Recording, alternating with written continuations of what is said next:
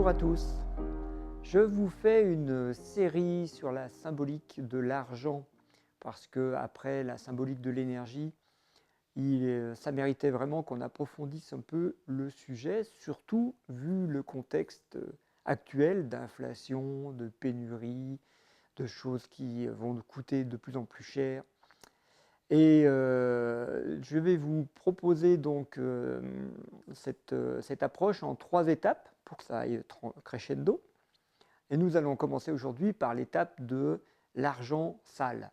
Il faut bien qu'on se mette à l'origine du problème pour voir comment on peut le traiter. Et l'origine du problème, c'est que l'argent est tabou et est connoté négativement, tout comme le sexe, j'en ai déjà parlé. Et pourquoi? Parce que l'argent n'est que la représentation symbolique d'un échange de fluide, d'une circulation d'énergie entre deux partenaires, entre deux personnes, par exemple un vendeur et un client, ou entre un homme et une femme, c'est la même chose, avec quelqu'un qui va donner, comme l'homme donne son liquide fécondant à la femme, et quelqu'un qui va recevoir et faire fructifier. Et on a bien sûr toute la symbolique de l'argent qui va être calquée sur la symbolique du donner-recevoir de la circulation d'énergie entre le pôle masculin et le pôle féminin. Et ça va donner évidemment les mêmes connotations que l'on a dans notre société judéo-chrétienne, à savoir la culpabilité, la honte, la pudeur, et le fait que ça soit un domaine tabou où il faut montrer patte blanche. Alors qu'est-ce que ça veut dire? Ça veut dire qu'il y a différentes façons de gagner de l'argent, comme il y a différentes façons de pratiquer l'acte sexuel. Il y a des façons qui sont pas très bien vues, connotées, puis des façons qui sont bien vues. Alors la façon la plus sympathique, c'est celle qui consiste à respecter les lois de la vie, de faire l'amour pour procréer, pour faire des enfants. Et c'est ce que les religions nous ont dit. Puis il y a une façon qui est moins bien perçue, celle par exemple de faire l'amour pour avoir du plaisir, c'est moins bien vu. Puis alors si c'est faire l'amour pour obtenir de l'argent, la prostitution, eh bien là c'est carrément un péché, c'est quelque chose qui est très très mal vu. Alors, ça donne quoi? Ça donne effectivement la notion d'argent sale à la sortie. L'argent sale, c'est de l'argent qui vient de la prostitution, je viens de le dire, qui vient des ventes d'armes, qui vient de la mafia, qui vient des ventes de substances interdites comme les drogues. Et toute cette masse d'argent qui est énorme, ça représente des budgets faramineux, c'est plus que le budget de la France, eh bien ces sommes d'argent vont être blanchies pour qu'elles redeviennent acceptables dans le système. Et cet argent blanchi, c'est ce qui va financer nos déficits publics. Parce que d'un côté, il y a les gens qui sont dans le bien, qui donc gagnent honnêtement leur vie, puis je vais revenir dessus, qu'est-ce que ça veut dire, mais qui dépensent trop, parce qu'il y a des budgets qui sont dépassés, il y a des déficits. Eh bien, en fait, l'argent sale va venir recycler cette somme considérable d'argent, va être recyclée pour financer les déficits publics de tous les États. Et c'est facile à comprendre si on met les chiffres les uns au bout des autres. On voit que d'un côté, il y a des États qui sont tous en déficit, des structures complètement avec des dettes d'ailleurs qui deviennent impossibles on ne peut plus rembourser.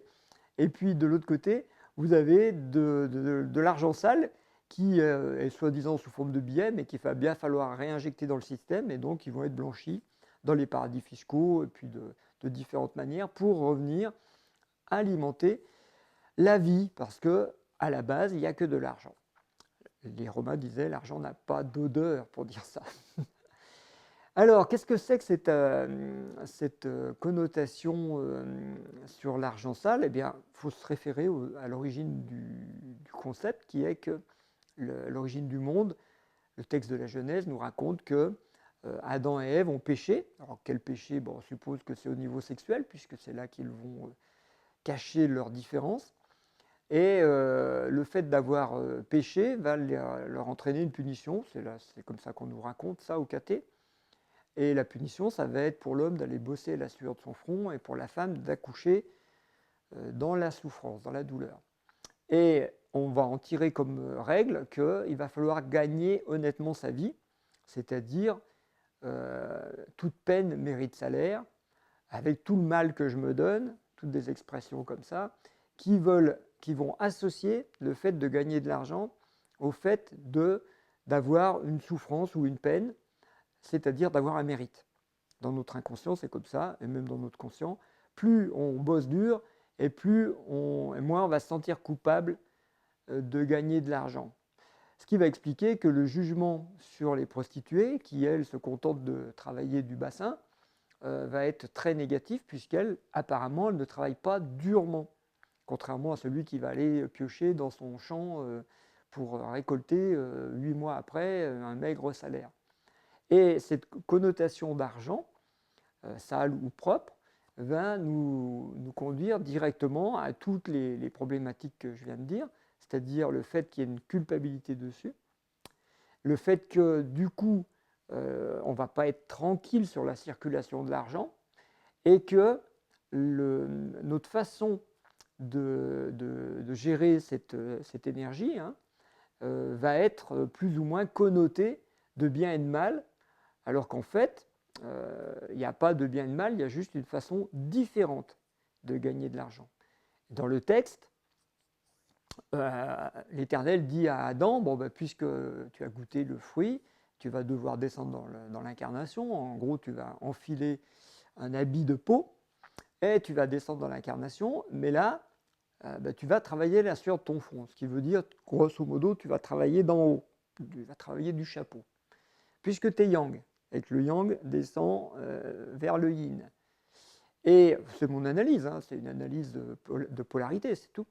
Et elle va dire à Ève, la femme, et toi, tu vas travailler en bas du bassin, puisque toi, tu es yin et ça va partir d'en bas et ça va remonter. C'est juste une analyse énergétique. Il n'y a pas de culpabilité là-dedans, c'est juste de dire le masculin et le féminin ne travaillent pas, ne produisent pas de l'énergie de la même manière, ou ne s'alimentent pas à la même source. Il y en a une source qui est en haut, et il y a une source qui est en bas. Et les deux, quand on les met ensemble, ça va faire de la création, ça va créer de la matière et des bébés. Voilà, ça c'est juste le symbole du texte de la Genèse vu d'un œil non culpabilisant.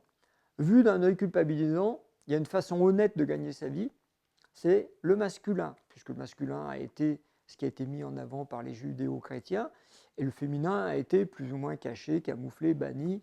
C'est pas très bien vu, les forces d'attraction. Les trois religions monothéistes n'aiment pas ça, le féminin, ils n'aiment pas. Bon, donc c'est Dieu le Père, et la façon honnête de gagner sa vie, c'est de bosser à la sueur de son front, d'où on va avoir une quantité incroyable de personnes, notamment des femmes, qui vont s'épuiser à vouloir travailler comme des hommes, et avec un corps qui n'est pas fait pour ça. Et on va voir donc des femmes s'épuiser dans des métiers difficiles, manuels, alors qu'elles pourraient gagner leur vie autrement, ou utiliser l'énergie autrement.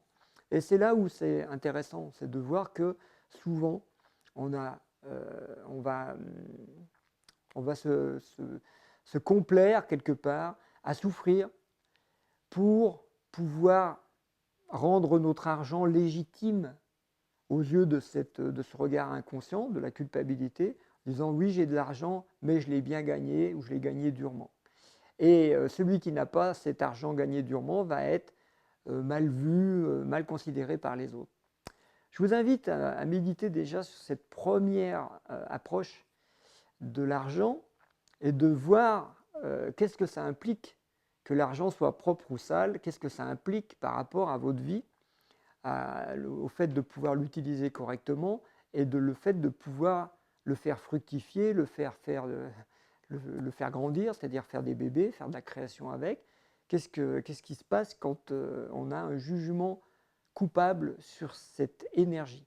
Je vous laisse méditer ces notions et puis je vous renvoie à la prochaine vidéo qui va traiter de l'argent infantile pour voir où ça va nous mener tout ça. Allez, à bientôt.